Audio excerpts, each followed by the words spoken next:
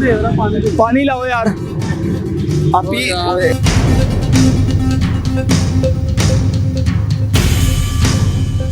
लानत है उस शख्स पर जिसने इस मासूम बच्ची के साथ ज्यादती की। मेरे 10 साल की बेटी है, 3 साल हो गए मेरे मियाँ बहुत हुए। मैं खाना लेने लोगों के घर काम करती, खाने लेने बाहर गई हूँ तो किसी ने मुझे बताया कि वो पैलिंगा की तरफ ले जा रही थी। जब मैंने उसे पैलिंगी की तरफ देखा तो मेरी बच्ची के कपड़े उतारे हुए थे नूर शख्स ने।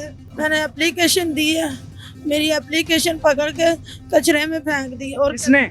यासीन साहब ने। तफ्तीशी ने? जी बिल्कुल, तफ्तीशी ने पैसे खाए और वो कहने लगा मैं इसके ऊपर भी पर्चा करवा दो।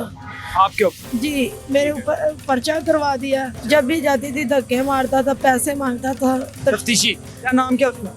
यासीन साहब। यासीन साहब, एक बात कहूँ, अगर उस बच्ची की जगह आपकी बेटी होती तो मैं ना मानता कि आप इस तरह से पैसे खाते। इस वक्त हम मौजूद हैं फिरोजवाला के डीएसपी ऑफिस के बाहर और आप जो मेरे साथ खातून देख रहे हैं, इस खातून की 10 साला बच्ची के 60 साला इसके हमसाये ने ज्यादती कर डाली। ये इस मुआशरे का एक ऐसा, मैं क्या बयान करूँ, एक ऐसा पहलू है कि लानत है उस शख्स पर जिसने इस मासूम बच्ची के साथ ज्यादती की। उसकी वालदा के साथ हम बात करेंगे। मुसलसल और जारो कतार वो रो रही हैं, इनसे फिर भी हम बात करने की कोशिश करेंगे। अस्सलाम वालेकुम। आप ही अल्लाह पाक आपको खबर दे, क्या हुआ, क्या था बेटी के साथ, क्या हुआ, क्यों यहाँ पर आए, असल वाकया क्या हुआ, तफसील से बताएं। मेरे 10 साल की बेटी है, 3 साल हो गए मेरे मियाँ बहुत हुए। मैं खाना लेने लोगों के घर काम करती, खाने लेने बाहर गई हूँ फैक्ट्री से। जब घर आई हूँ तो बच्ची मौजूद नहीं थी।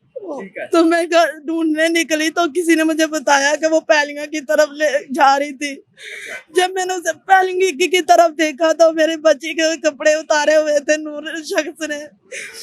तो वो अपने भी उतारे हुए थे। मुझे देख कर कपड़े पहन के भागने लगा और मैंने अपनी बेटी के कपड़े पहनाए और उसे उठा के घर आई हूँ। घर आके मैंने उससे पूछा, फिर मैंने थाने गई हूँ।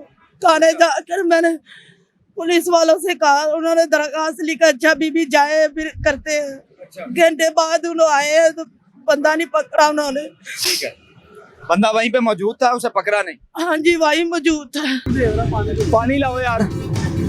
आप ही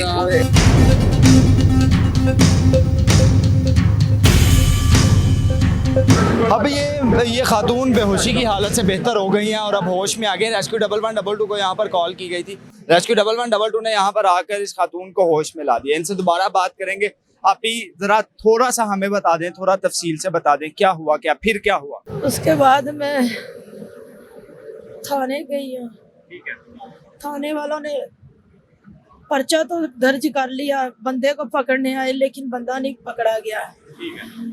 तो उसके 2 दिन बाद उसके बेटे को पकड़ा है। 2 दिन उसको बाहर रखा, कमरे में सुलाते रहे हैं।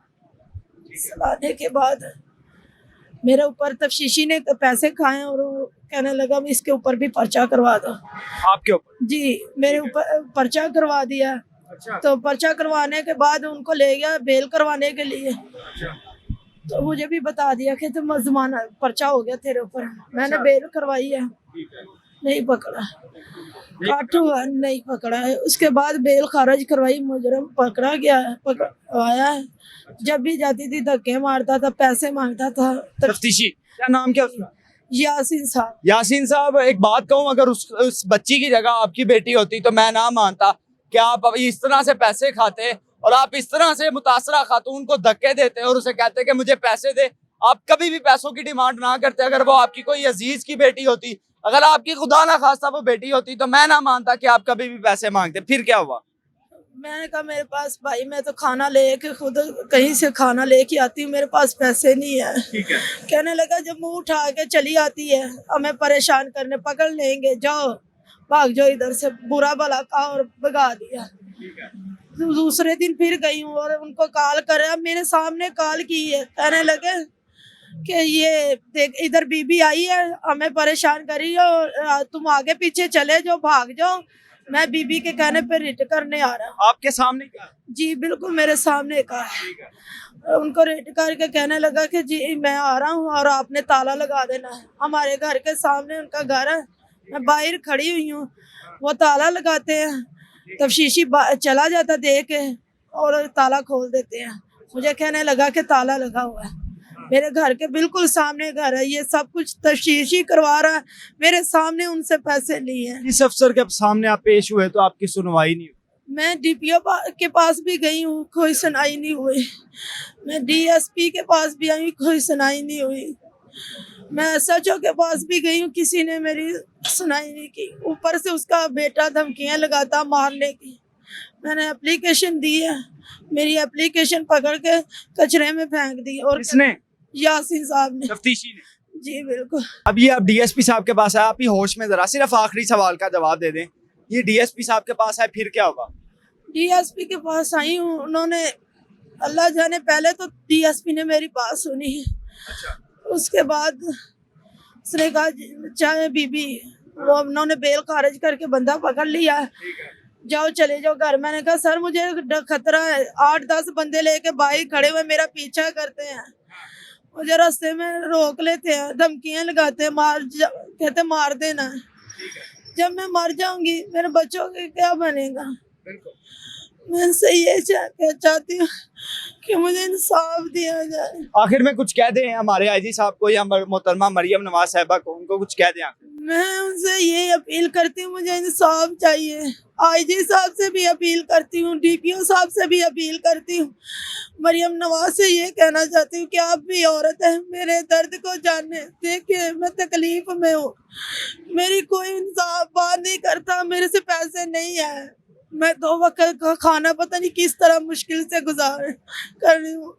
मैं इनको कहाँ से पैसे दूँ? मेरे पास पैसे नहीं है। मोहतरमा मरियम नवाज साहिबा, आपने जिस वक्त हलफ उठाया था आपने कहा था कि पंजाब की सारी खवातीन, पंजाब की सब बच्चियां मेरी अपनी बहनों की तरह हैं और जितने भी इस तरह के केसेस होंगे उनको फर्स्ट प्रायोरिटी पर हल किया जाए। लेकिन ये फर्स्ट प्रायोरिटी है कि ये जो बच्ची है 10 साल बच्ची, इसके साथ इसके ही अपने हमसाए ने 60 साल हमसाए ने, उसको खुदा का खौफ नहीं आया कि यार मैं बुरा हो गया हूँ, अल्लाह के पास जाकर मैंने क्या जवाब देना है? सब ने मरना है, ये दुनिया फानी है यार, क्या हो गया? क्या हो गया हम सबको? अगर खुदा की कसम इस बच्ची को इंसाफ ना दिलवा सके तो हमारे ये माइक पकड़ कर ये सारा दिन घूमने का, इंसाफ के लिए लोगों के आवाज उठाने का कोई फायदा ना होगा। खुदा की कसम, जो ऐवानों में बैठे हुए उनके ऐवानों में बैठने का कोई फायदा ना होगा, जो इस वक्त कुर्सियों के नशे में धुते हैं उनके इस कुर्सियों पर बैठने का कोई फायदा ना होगा अगर इस बच्ची को इंसाफ ना मिल सका। मैं गुजारिश करूंगा हमारे आईजी साहब से, जनाब क्या मैं बयान करूं, मेरे पास अल्फाज नहीं है, ये बच्ची का दर्द मैं बयान कर सकूं जिन अल्फाज के साथ। वो 10 साल बच्ची है, 60 साल वो बुजुर्ग बाबा, मैं क्या बयान करूं यार? उसने मरना भी है, हमने भी मरना है। अल्लाह के जब सामने रूबरू पेश होंगे क्या मुंह लेकर हम जाएंगे? जब अल्लाह ने पूछ लिया हमसे कि उस बच्ची का केस आया था आपके पास, क्या किया आपने, तो क्या बनेगा उस तफ्तीशी का? क्या बनेगा उस डीएसपी का? क्या बनेगा उस डीपीओ का? क्या बनेगा उस आईजी का? जनाब ये कुर्सियां इसी दुनिया में है, अगले जहान सब एक जैसे होंगे और वहां जाकर मैं क्या बयान करूं? वहां अल्लाह की लाठी बेआवाज है, अल्लाह सब कुछ देखने वाला है। मेरी बच्ची को इंसाफ ना दिया इन्होंने तो मैंने अपनी बच्ची को भी और खुद को, मैंने इस शरेआम मैंने अपने आप को, अपनी बच्ची को मार देना है। आप ये ऐसी बातें ना करें, इंशाल्लाह आपको इंसाफ मिलेगा। इंशाल्लाह हमें अल्लाह के घर में उम्मीद है कि आपको इंसाफ मिलेगा। जितनी कोशिश हो सकी हम आपको इंसाफ दिलवाने की कोशिश करेंगे। नाज़रीन इस वीडियो को शेयर करें ताकि हमारे आला हुकाम तक पहुंचे, हमारे आला अफसरान तक पहुंचे और उनको थोड़ी गैरत आए और उनको ये जज्बा एक उठे कि इस मेरी बच्ची को, ये जो बच्ची है इसको इंसाफ दिलवाया जाए। अपने होस्ट मलिक जमान को दीजिए इजाजत। अल्लाह निगहबान।